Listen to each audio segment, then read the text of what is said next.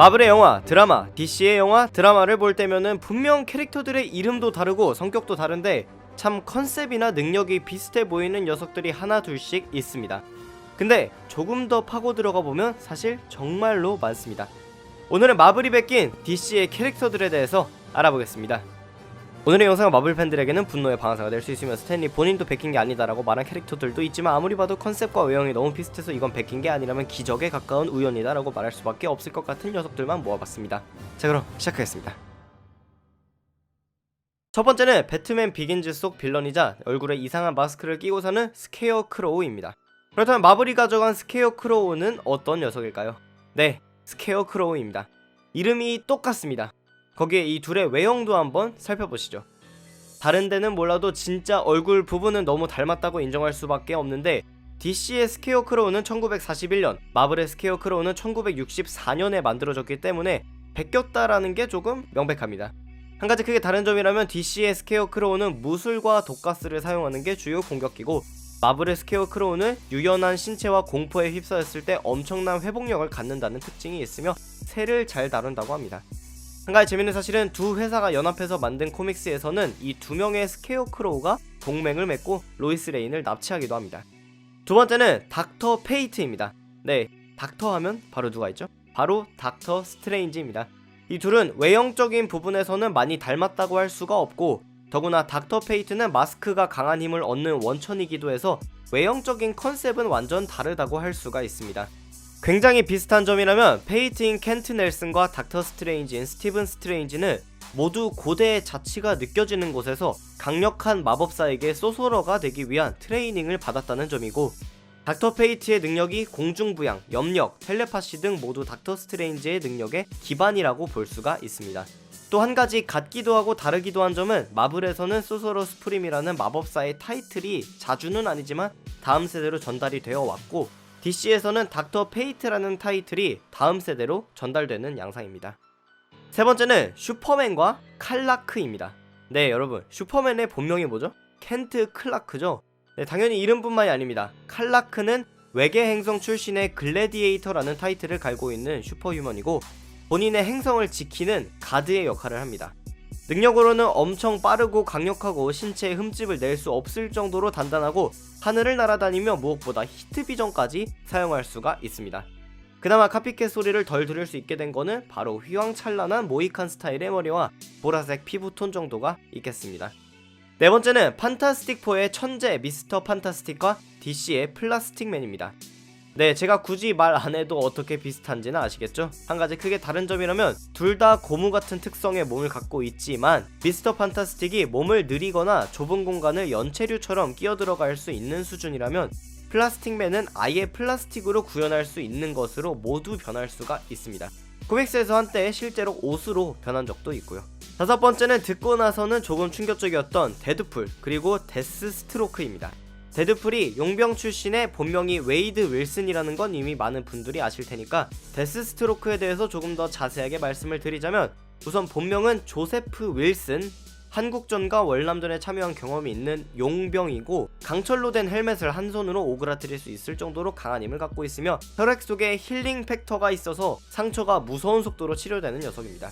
힐링 팩터 부분에서 데드풀과 다른 건 데드풀은 손이 잘려도 머리가 잘려도 결국 다 돌아오는데 데스스트로크는 신체가 크게 훼손되면 돌아오지를 않습니다. 실제로 데스스트로크는 아내가 쏜 총에 맞아서 눈 한쪽을 잃은 상태로 활동하기도 하고요. 공격 능력은 타고나거나 받은 초능력이 아닌 본인의 완력과 뇌의 90%까지 사용할 수 있다는 특장점을 이용해서 전술과 전략을 바탕으로 싸우기도 합니다. 주요한 무기는 칼과 총이기도 하고요. 성격적인 부분에서는 데드풀과 완전히 정반대라고 해도 될 만큼 차분하고 냉정한 성격이고 히어로나 빌런의 경계가 분명하다기보다는 누군가의 사주를 받고 대부분의 경우 히어로를 죽이러 다니는 킬러의 개념으로 보시면 될 것 같습니다.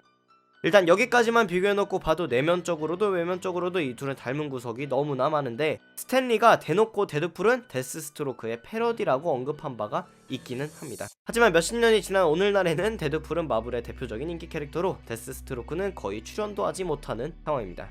그 다음은 DC의 최강 악당 중 한 명인 다크사이드입니다. 네, 바로 외형에서 느껴지는 근육돼지 느낌이 보이실 텐데요. 1970년에 이 다크사이드의 출연 이후 타노스가 1972년 그리고 아포칼립스가 1986년에 나오게 됩니다. 이 셋은 공통적으로 최종 보스라는 기본을 깔고 가고 있으며 특히나 타노스는 애초에 마블 코믹스에서 다크사이드를 기반으로 만든 캐릭터라고 밝혔습니다. 능력적인 측면에서도 셋 다 공통적으로 괴력, 스피드, 초감각, 염력 등 애초에 전제로 깔고 가기 때문에 다크사이드는 히트비전을 쓸 수 있는데 나머지 둘은 그렇지 못하다 수준의 작은 차이점만 있을 뿐입니다.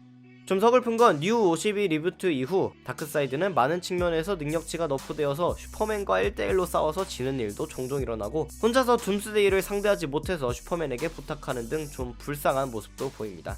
반면 타노스는 인피니티 건틀릿이라는 아이템을 획득한 이후에는 우주를 휩쓸고 다니는 걸 유지하고 있고 적어도 영화로 인피니티 워가 나올 때까지는 그 위상을 계속 마블에서 이어주려고 할 것 같습니다. 참고로 다크사이드의 고양이 이름이 아포콜립스입니다. 다음은 캡틴 아메리카 그리고 DC의 코믹스가 아닌 MLJ 코믹스의 쉴드입니다.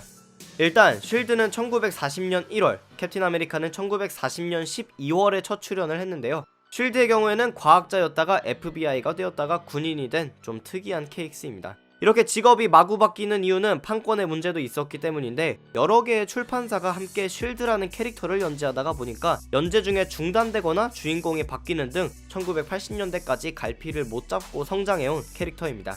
어쨌든 이 쉴드라는 히어로의 본명은 랜슬롯 스트롱으로 2차 세계대전 중에 동료와 함께 신체 능력을 향상시키기 위한 약물을 개발하는 중이었습니다. 이 둘은 독일 나치 세력에게 추적당하는 입장이었고 랜슬롯의 동료 화학자가 살해당하자 결국 랜슬롯 혼자서 그 약물을 완성하게 됩니다. 그리고 본인에게 주입해서 큰 힘과 상처를 낼 수가 없는 몸 그리고 엄청난 점프력을 얻게 됩니다. 참고로 쉴드가 입고 다니는 이 슈트는 파괴할 수 없는 물질로 이루어졌으며 미국의 수호자라는 의미를 부여하기 위해서 성조기가 그려져 있는 걸 볼 수가 있습니다. 자, 제가 굳이 말하지 않아도 캡틴 아메리카는 쉴드의 업그레이드 혹은 다운그레이드 버전 정도로 볼 수가 있는데요. 부술 수 없는 물질로 히어로가 사용한다는 것을 만들었다는 점부터 힘의 원천이 과학적으로 개발된 약물 그리고 무엇보다 미국의 수호자라는 느낌을 온몸에서 뿜어내는 다른 점들이 그렇습니다. 그나마 이해할 수 있는 건 당시 세계 2차 대전이 진행 중이었기 때문에 미국 코믹스 회사들에서 애국심 유발을 위한 캐릭터들을 공통적으로 생성하기는 했다는 겁니다. 오늘날의 상황은 당연히 캡틴 아메리카는 영화에서도 코믹스에서도 늘 정중앙에 자주 위치해 있을 정도로 엄청난 인기를 누리고 있고 쉴드라는 캐릭터는 사람들이 존재조차 모르는 게 다반사입니다.